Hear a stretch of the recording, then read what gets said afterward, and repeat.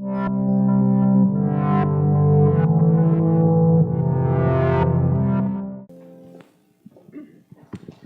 les bendiga, muchachos. Vamos a abrir nuestra Biblia en Juan 14:6. Juan 14:6.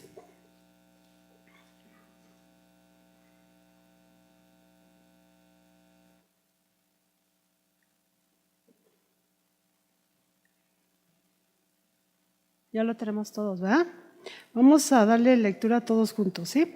Jesús le dijo: yo soy el camino y la verdad y la vida. Nadie viene al Padre sino por mí. Padre Celestial, te damos tantas gracias esta tarde que estás aquí en medio de tu pueblo, Señor. Gracias por permitirnos, Padre, adorarte y glorificar tu nombre, Señor. Reconocer tu fidelidad y que hasta aquí tú no nos has dejado, Padre. Queremos pedirte que nos hables a través del consejo de tu palabra, Señor, y que tu palabra venga a enriquecer nuestras vidas, Dios. Que sea de edificación para cada uno de los que estamos aquí, Dios, en el nombre de Cristo Jesús. Amén. Pueden sentarse. Vamos a ver un tema hoy que se llama La verdad se importa. Y lo que acabamos de leer en Juan, que dice, Jesús dijo que Él era ¿qué? El camino, la verdad y la vida. Y vamos a hablar de esta palabra que dice la verdad, ¿sí? Y hay una pregunta con la que podemos comenzar, que sería, ¿qué es una verdad absoluta? Si alguien la quiere contestar, ¿qué es una verdad absoluta? ¿Eh? Una verdad absoluta es aquella que no cambia, que es inamovible. Exactamente. Es la misma siempre, ¿verdad? Es aquello que es cierto para toda persona, en todo lugar y en toda época. Fíjense, es muy buena definición. Por ejemplo, el sol siempre sale y siempre se oculta. ¿Esa es una verdad absoluta? Sí, ¿verdad? Porque es para toda persona, en todo lugar y en toda época. Por decir, en tiempos de Hernán Cortés, el sol salía y se metía. ¿Ya? ¿Por dónde sale el sol? Y se mete por él. Y en tiempos de Hernán Cortés así pasaba. Sí, ¿verdad? Ahora, esto sucederá también en las islas Fiji. Fíjense que sí. También hay, ¿verdad? El agua es H2O. Sí, ¿verdad? ¿Será igual en Tasmania o tendrá otra fórmula? Por decir, en tiempos de Juan Gutenberg también era H2O. Sí, ¿no? Entonces esa es una verdad absoluta, que es para toda persona, en todo lugar y en toda época, ¿sí? Y la verdad absoluta tiene que cumplir tres aspectos, que tiene que ser objetiva, universal y constante. Entonces Jesús dijo que Él era el camino, la verdad y la vida, ¿sí? Y nosotros lo que vamos a aprender hoy es algo muy importante que Pablo le dice a Timoteo. A ver, vamos a ver en Timoteo 3:15 un consejo que encontramos para Timoteo. 1 Timoteo 3:15. Alguien léalo.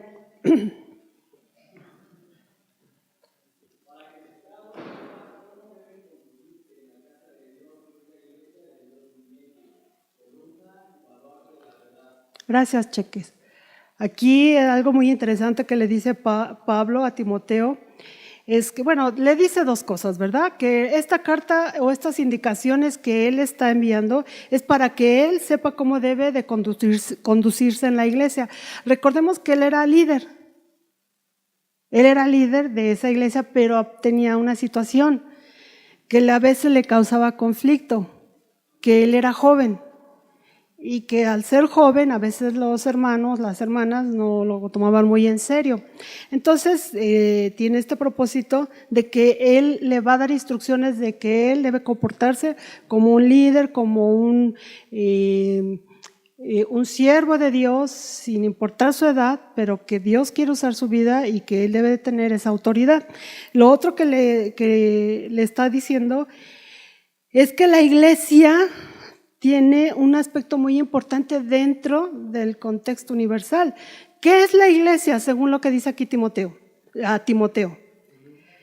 Ajá, la iglesia es columna y baluarte de la verdad, ¿sí? Un baluarte es los puertos, por ejemplo en Veracruz hay un baluarte, algunos lo han visitado, ya nada más queda pues un pequeño edificio, ¿no? Donde si uno lo sube, pues ahí va a encontrar uno que hay varios cañones y que a eso le llaman el baluarte de no me acuerdo qué. ¿De qué? ¿Santiago? Bueno. Entonces ahí pasaban las murallas que defendían la ciudad de Veracruz pues hace muchos años, ¿no?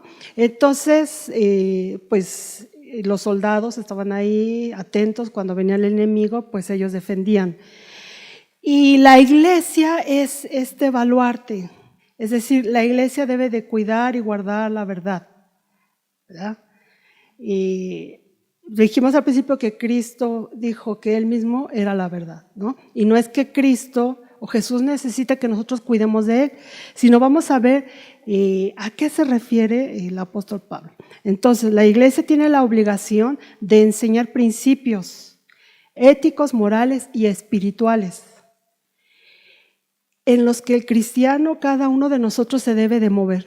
Nuestra vida debe de moverse en principios éticos, morales y espirituales. Y de esto es de lo que le está diciendo Pablo a Timoteo. Cada creyente debe de fortalecer esas áreas en su vida, porque lo que él hace, lo que cada uno de nosotros hacemos, cómo desarrollamos nuestras vidas en la escuela, en el trabajo, con nuestros vecinos, en la iglesia, cómo actuamos en circunstancias, y cuando hay, por decir, situaciones de peligro o situaciones de tentación o situaciones de la vida, cómo nosotros nos movemos en esas situaciones. Entonces nosotros tenemos que mantenernos siempre en estos principios que rigen la vida de cada creyente, ¿sí? Entonces decíamos que cada creyente debe de aprender a moverse en principios éticos, morales y espirituales, ¿sí? Por eso entonces Pablo le dice a Timoteo que él es esa columna y baluarte de la verdad, porque como cada uno de nosotros desarrollemos nuestra vida cristiana, y ese va a ser el punto en que la gente va a mirar primero el evangelio en nuestras vidas, cómo hablamos, cómo nos conducimos con otras personas, cómo las tratamos y cómo nosotros también hacemos ciertas cosas, y ahorita vamos a ver a qué me refiero. Entonces, cada uno entonces debe de amar estos principios, debe de abrazar cada principio como norma de su vida, y cada creyente tiene que aprender a defender ante esta generación perversa y maligna en la que nos ha tocado vivir, muchachos. Por eso esta enseñanza es importante no solo para nosotros, sino es una enseñanza para todo tiempo, decíamos, ¿verdad? En todo tiempo, en todo lugar y para toda persona. Que los principios de la Escritura nosotros los debemos de amar, es decir, que en todo lo que es el ámbito de nuestra vida nunca debemos de renunciar a los principios bíblicos. ¿Cuándo o cómo? Cuando somos confrontados con otras situaciones. Miren, un ejemplo. En una clase de escuela dominical, alguien preguntó que qué opinaban de que los gays adoptaran niños. Ya ven que estuvo muy en boga hace, ¿qué? Unos 2 años. Bueno, digamos hasta ahorita. Cuando que canta, ¿cómo se llama? Que mandó a hacer sus 2 gemelos, ¿sí saben? Ricky Martin, ¿no? Él mandó a hacer, porque eso fue lo que hizo, mandar a hacer a sus niños que resultaron que eran gemelos. Y se nos preguntó, y entonces esa es una pregunta que ustedes ¿dónde la pondrían? ¿En lo ético, en lo moral o en lo espiritual? ¿Dónde la colocarían la pregunta? ¿En lo qué? ¿En lo ético? Sí, en los tres, ¿verdad? Si nosotros la desmenuzamos nos vamos a dar cuenta que cabe en los tres aspectos. Entonces nosotros somos confrontados. ¿Qué vamos a responder?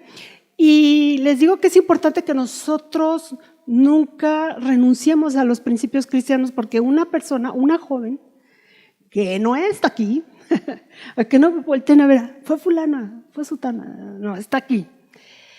Esta joven tampoco ya no viene a la iglesia, se cambió a otro estado. Iba a decir a otro planeta, pero no me lo van a creer, nomás a otro estado. Y de verdad se cambió. Entonces ella levantó la mano y dijo que sí, y empezó a dar argumentos, y todos hicimos, ¡ah! No me salió, ¡ah! ¿No? O sea, ¿ustedes hubieran hecho eso? ¡Ah! O sea, así medios, como que no podíamos creer que alguien que está con nosotros, que ha sido educado en la palabra desde chiquito, pueda tener una posición diferente a la que se supone que somos nosotros los hijos de Dios. ¿Están de acuerdo? Entonces, a ver, piensen ustedes qué hubieran respondido. Ahí somos confrontados en los principios bíblicos, ¿verdad? Por decir, le voy a preguntar a Sofi. ¿Tú qué hubieras contestado, Sofi? No oigo. Que está mal, pero argumenta.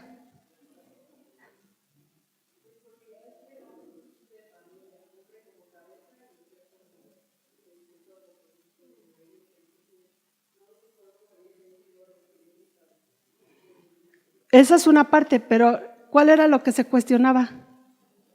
La adopción de parejas gays de niños. A ver, argumenta ahí. Yo sé que tienes buen argumento. Que te soplen. A ver, Hugo Cubo, argumenta.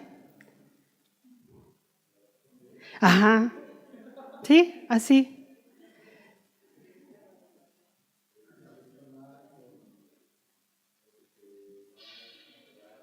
Ajá. Ajá. Muy bien. Le vamos a preguntar a la bióloga. A ver, bióloga. Fuerte.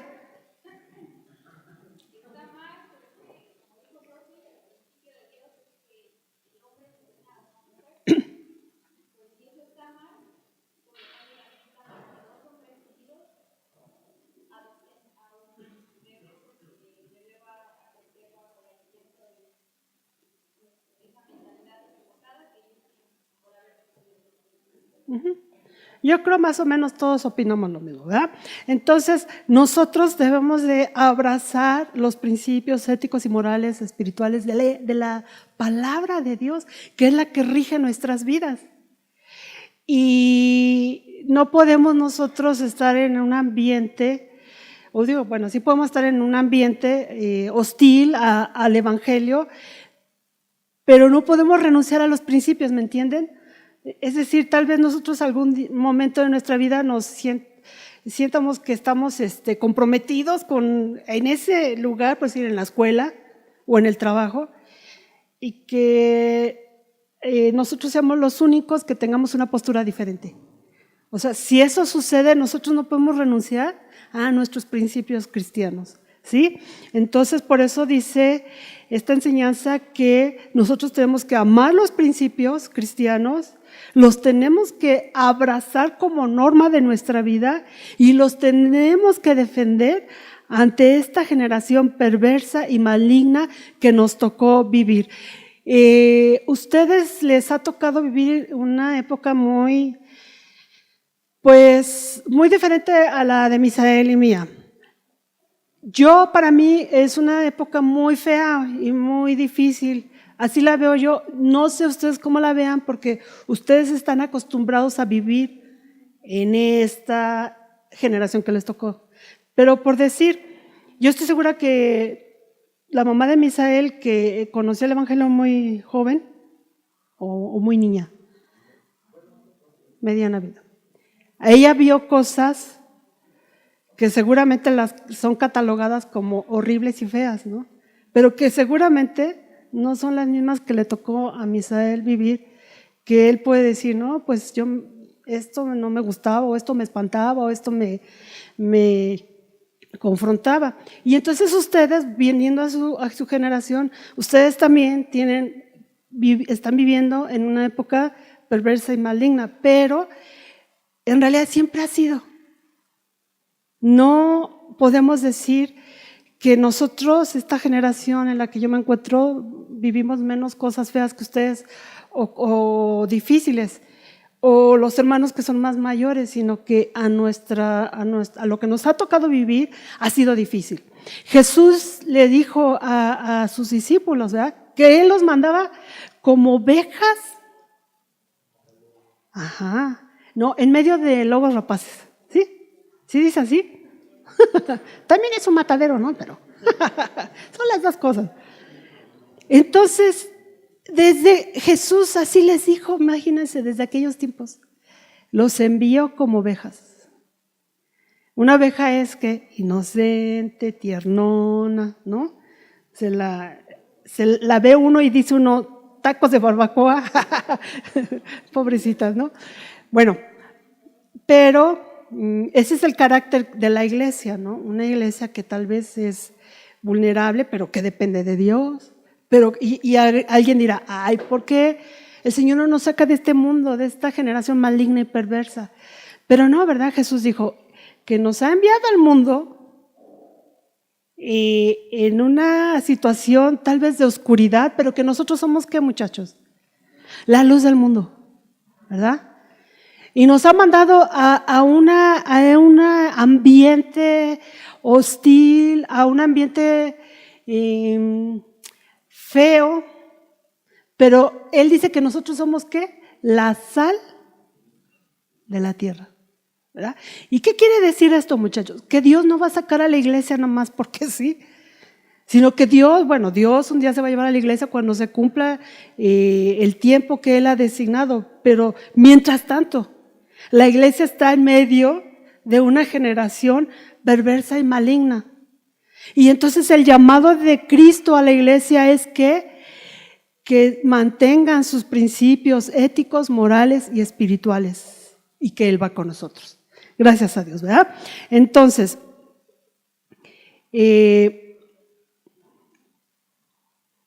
cuando nosotros entendamos estos principios de la Escritura, cuando se encarnen en nuestro corazón, cuando nosotros tengamos esa experiencia en el Evangelio, donde nosotros seamos capaces de defender los principios cristianos, muchachos, nosotros pues estaremos muy completos, a ver si me entienden. Porque seguramente habrá épocas o ha habido épocas en nuestras vidas donde tal vez hemos tropezado o hemos fallado o nos ha faltado el valor para decir que somos cristianos, o a lo mejor no nos creen cuando hemos dicho que somos cristianos, porque eso también puede pasar, ¿verdad? Ay, ¿a poco tú eres cristiano? No pareces. O sea, también pudiera ser. Pero Dios lo que trata de hacer en nuestras vidas es que sus principios, su palabra se encarne en nuestro corazón y que sea una experiencia gloriosa en nuestras vidas.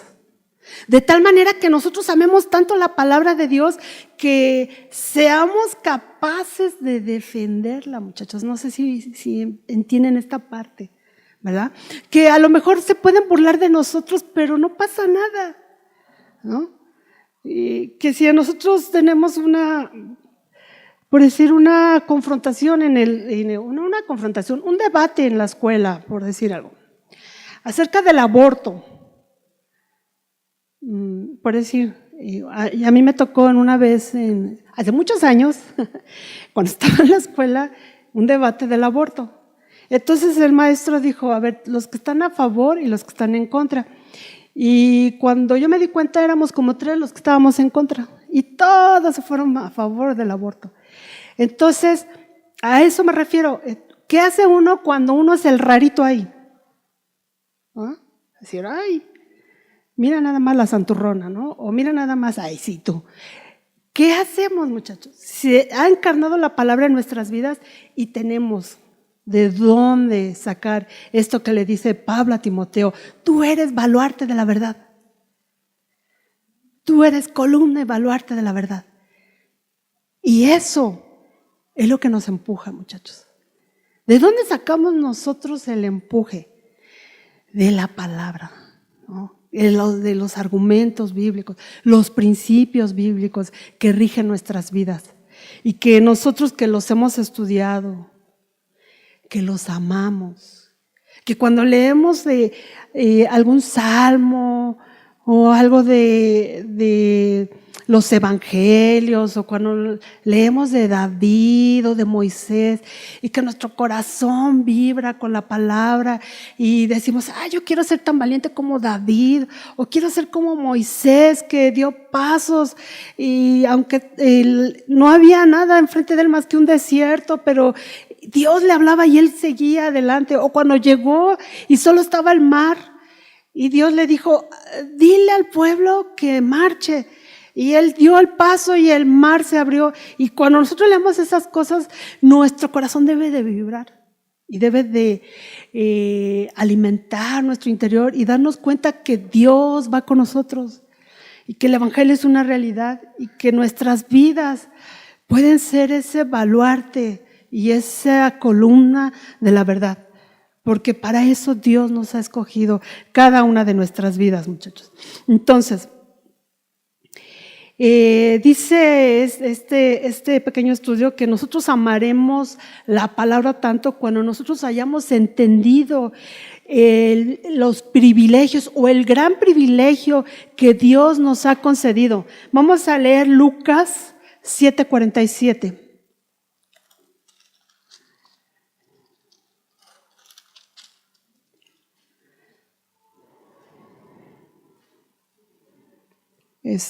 Joaquín, ¿ya lo tienes?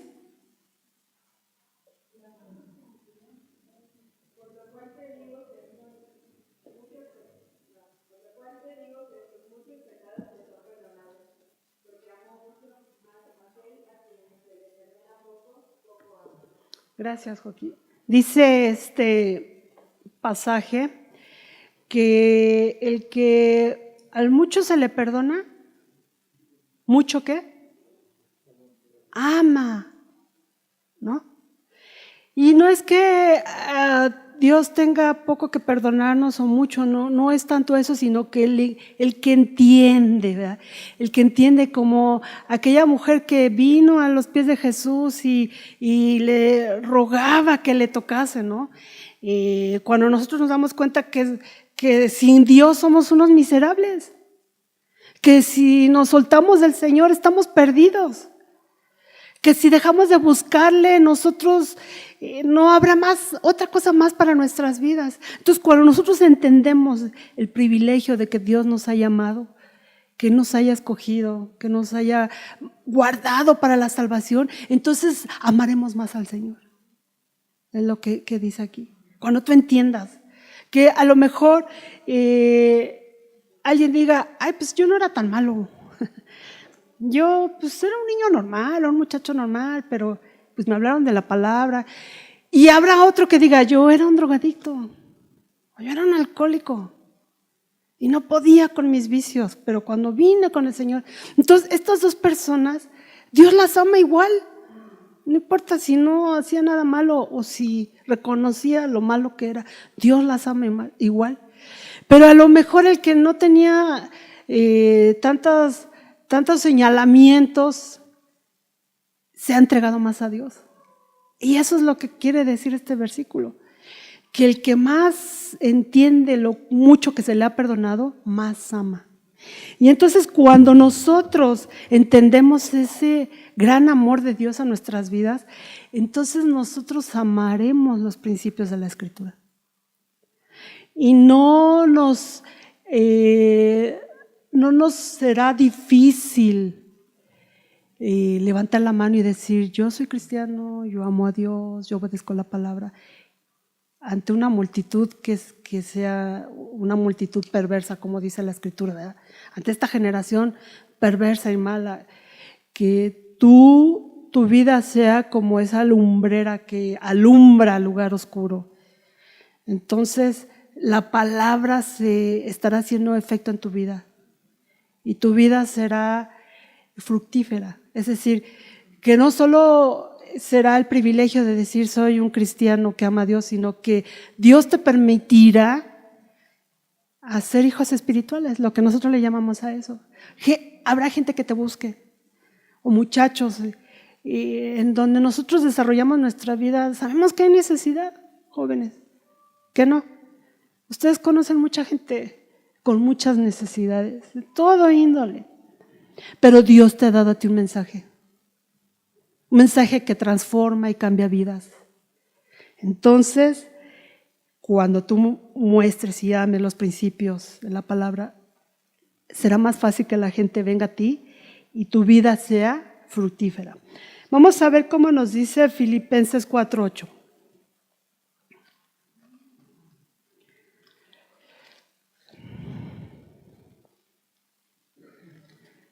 Filipenses 4:8. Léalo alguien.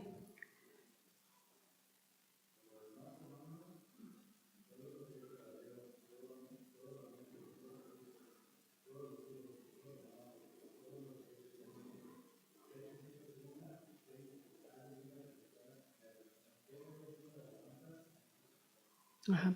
Esta es una de las consecuencias cuando nosotros amamos y abrazamos los principios de la Escritura, ¿verdad? Que nuestra vida reflejará la presencia de Dios en nuestras vidas. Dice aquí que una persona que ha entendido estos principios, dice que piensan todo lo justo, todo lo puro, todo lo amable, todo lo que es de buen nombre, todo lo que es de virtud, todo lo que es digno de alabanza. Todo esto estará en sus pensamientos. ¿Por qué? Porque se deleita en la palabra, porque ama la palabra, porque defiende la palabra, ¿sí? Luego vemos en Hebreos 10:11, 10:16, perdón. ¿Cómo dice?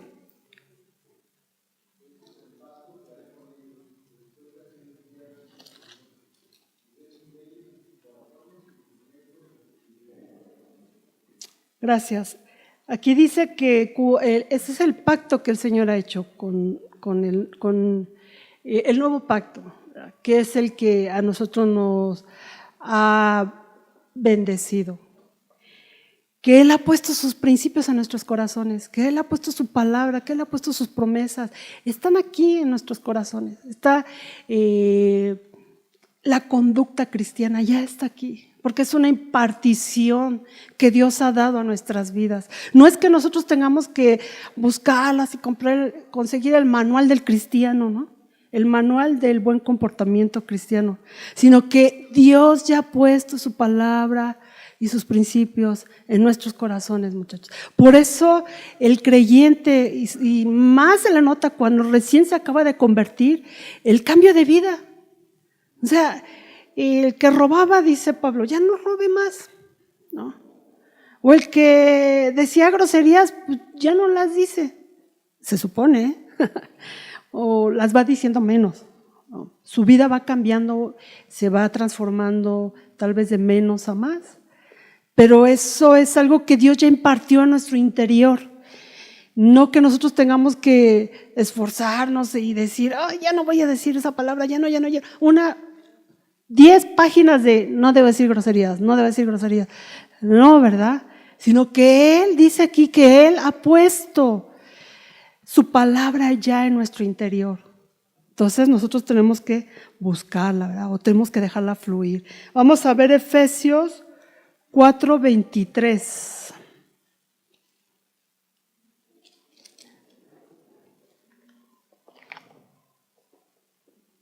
¿Qué dice?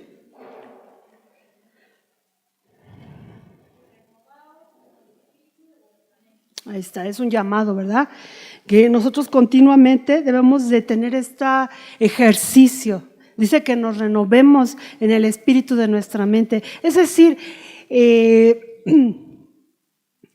cuando todos ustedes eran unos niñitos, como de 2 años, seguramente su mamá les lavaba las manos y seguramente, ¿cuántos de aquí o las muchachas hacían pasteles de lodo? No hacían pasteles de lodo, no me digan que se brincaron esa parte de su vida, no vivieron. Hay unos que hasta se los chupan, les dan defensas. Sus mamás se empeñaban en que ustedes estuvieran bien peinados, o bien peinadas las muchachas, o que sus manos estuvieran limpias, bien vestidos, pero en una hora regresaban el pelo revoltado, todo. Si les hacían trenzas, se las deshacían porque les dolía por acá, otra vez las manos embarradas de tierra, y no duraban limpios, ¿no? Pero aquí lo que dice es que lo mismo pasa en la vida cristiana, muchachos. Dios ha limpiado nuestras vidas. ¿Se acuerdan cuando Jesús iba a lavar los pies de sus discípulos y que Pedro dijo, no, a mí no me toques los pies, tengo callos, ¿no? Y unos hongos por ahí. Y dijo, no, Señor, no, tú no me vas a tocar los pies. Y entonces Jesús, ¿qué contestó? Si no te limpio, no puedes entrar al reino, ¿no? Entonces, como aquel era bien exageradito, le contesta, no, pues no solo los pies, todos de una vez, méteme ahí. Y Jesús le dice que Él ya los ha limpiado, ¿verdad? Y les dice que los ha limpiado y que solamente el polvo del camino. Entonces, muchachos, ¿eso qué significa para nosotros?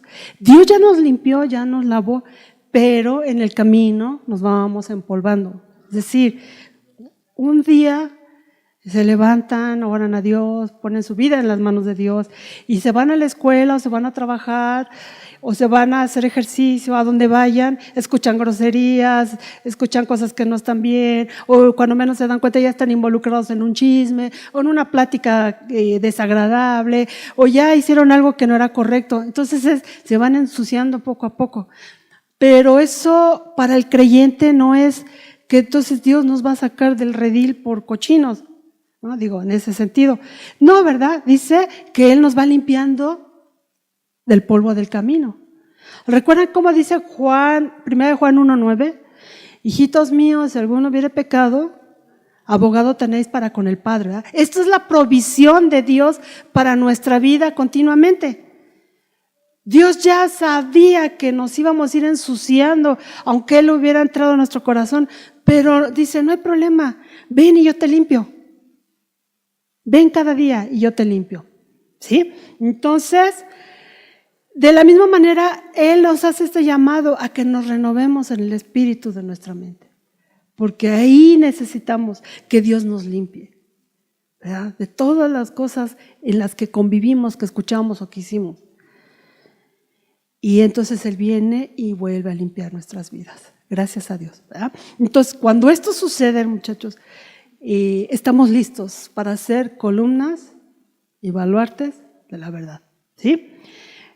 Entonces, nosotros estaremos listos ya para estar en la defensa, ¿verdad? En la defensa del Evangelio, en la defensa de la palabra, en defensa de los principios cristianos. Ustedes seguramente han tenido alguna situación donde han encontrado personas que se oponen a la ética de Dios, a los principios éticos de Dios. Y los principios que son éticos, pero también los principios que son morales. Y seguramente ustedes han tenido que tener pláticas con personas o han tenido ustedes que defender o argumentar acerca de lo que ustedes conocen de la palabra. Y todas estas cosas o estas pláticas o estas situaciones a veces son de carácter moral y a veces son de carácter ético. Por decir, Las que son de carácter ético, podríamos decir que pues, nosotros no copiamos los exámenes, ¿no? ¿O sí copiamos? ¿No? ¿Quién dijo? Nah. No debemos de copiar en los exámenes. O nosotros no debemos de estafar, ¿no? Eso está dentro de la ética, ¿no? Y si estoy mal, corríjanme. Por decir, es presentarnos en una situación donde vamos a estafar a alguien, o sea, no, ¿verdad? ¿Qué tal hacer bullying? Ahí sí todos fallamos, ¿verdad? Ya les vi. Todos nos hemos visto en una situación donde hacemos bullying. Bueno, donde discriminamos, ¿verdad? O donde somos tal vez instados a desobedecer a nuestros padres. Dijo que a las 10, ay, no importa, llega a las 12. No pasa nada, ¿no? Somos instados, tal vez a decir mentiras o a robar. Nada más que el robar no sé si es moral o ético. Yo lo tengo en ético o en ambas exactamente, ¿verdad? Por decir, en aspectos morales o argumentaciones morales, por decir, la unión libre, ¿no? Y pues nosotros tenemos un principio, ¿no? Del matrimonio, ¿están de acuerdo? Todas las muchachas están esperando a su príncipe azul, que no. A ver, levanten la mano, ¿quién está esperando a su príncipe azul? Nadie, no es posible. Vamos a orar para que… Bueno, y todos los muchachos están esperando a su Rapunzel, ¿no? Trenzuda, así. A ver, ¿cuántos de los muchachos están esperando a su Rapunzel? Tampoco. Dicen que los muchachos de ahora no se quieren casar, ¿será verdad? Bueno, y a lo mejor no les gustan las responsabilidades. Entonces, por decir, en el aspecto moral, el aborto, estar en una argumentación donde se habla del aborto, o en una argumentación acerca de la comunidad gay, o en una argumentación de la unión libre, o de uso de sustancias, de drogas, del alcohol, como ahora que, bueno, desde tiempos de Peña Nieto entraron estas leyes para que se vayan aprobando el uso lúdico, así está bien dicho, de la marihuana, ¿no? Y por decir, en Estados Unidos ya hay algunos estados donde es libre la venta de marihuana. Y entonces yo una vez tuve una plática con alguien que vive en Los Ángeles. Y yo le decía, bueno, esta persona me decía, pues acá ya se puede fumar marihuana, no hay problema. No es como, me dijo, no es como el Chemo. Háganme el favor. O sea, no es como el Resistol 5000, según esta persona, que no hace tanto daño. Y yo le dije, bueno, que sea legal no quiere decir que sea bueno, ¿no? Entonces, nosotros no debemos soltar los principios cristianos, los principios éticos, morales y espirituales, porque esos son la norma de la vida del cristiano, muchachos. Y nosotros tenemos que defenderlos, como le dice Pablo a Timoteo, ¿verdad? Le dice, tú eres columna y baluarte de la verdad. Y que cada una de nuestras vidas tome esto para sí, muchachos. Tomen esto como una enseñanza que ustedes tienen que poner por obra. Que Dios permita que cada una de sus vidas brille en lugar oscuro. Porque ahí donde nosotros estamos hay mucha necesidad, jóvenes. Y Dios quiere usarles. Dios quiere usarles para que otras personas conozcan el amor de Dios, para que otras personas sepan que Dios tiene poder para liberar, para quitar cadenas de amargura, de pecado, de drogas, de pornografía. Dios tiene poder para romper esas cadenas satánicas, muchachos. Y Dios ha puesto a cada una de sus vidas para que lleven este mensaje poderoso de salvación a los que están a su alrededor. Entonces, que Dios tome cada una de nuestras vidas y que los haga brillar. ¿Quieren ustedes pedirle a Dios que tome su vida y los haga brillar? pónganse de pie y vamos a orar. Y vamos a pedirle a Dios que nos haga brillar el lugar oscuro. Le voy a pedir a Misael que él ore, si quieres allá.